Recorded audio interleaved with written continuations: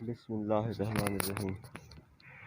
مفتی احمد یار خان نعیمی جب تفسیر نعیمی لکھنے لگے تو سوچا پہلے عمرہ کر کے آقا سے اجازت طلب کر لوں، پھر تفسیر لکھنا شروع کروں گا۔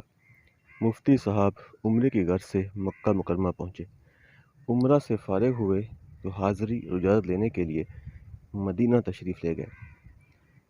عشاء کی نماز کے بعد آقا کا در انور پر جا کر سلام پیش کیا اور تفسیر لکھنے کی اجازت چاہی، اور پھر سوچا آقا کی شان اور تفسیر قرآن لکھنی ہے، کیوں نہ قلم، سیاہی اور اوراق بھی مدینہ شریف سے ہی خرید لوں۔ مفتی صاحب خریداری کی غرض سے مدینہ شریف کے بازار میں پہنچے۔ وہاں سے خریداری کرتے کرتے آپ کو پارکر کمپنی کا ایک پین پسند آ گیا۔ اس کی لکھائی بہت اچھی تھی اور سوچا اس پین سے ہی آقا کی شان اور رب کے فرمان کی تفسیر لکھوں گا۔ جب پین کی قیمت پوچھی تو پتہ چلا کہ میری جیب میں تو اس سے آدھی رقم بھی موجود نہیں۔ پین اپنی جگہ واپس رکھ دیا اور واپس اپنے کمرے میں آ گئے۔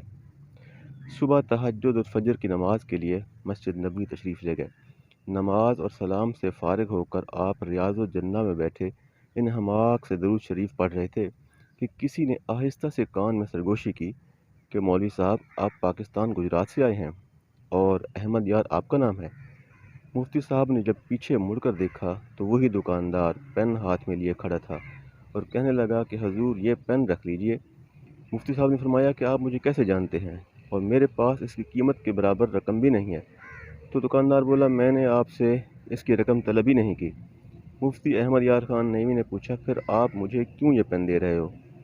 تب دکاندار نے روتے ہوئے کہا کہ میں سالوں سے مدینہ شریف میں ہوں اور ایک دن مجھے اس بات نے غمگین کر دیا اور میں نے دعا کی یا اللہ مجھے مدینہ کی فضائیں تو عطا کر چھوڑی ہیں، کبھی دیدار مصطفیٰ بھی عطا فرما دے۔ بس گزشتہ رات میرے سر کی آنکھیں بند ہوئیں اور میرے نصیب جاگ اٹھے اور سرکار دو عالم صلی اللہ علیہ وسلم تشریف لائے اور فرمایا کہ آپ کی دکان کا یہ پین میرے احمد یار کو بہت پسند ہے۔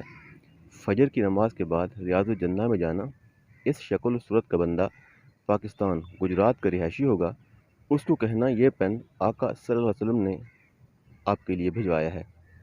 مفتی صاحب نے پین لے لیا اور چوم کر آنکھوں کو لگایا۔ دکاندار نے مفتی صاحب کا شکریہ ادا کیا کہ اس پین اور آپ کی وجہ سے مجھے دیدار مصطفیٰ نصیب ہو گیا۔ سبحان اللہ۔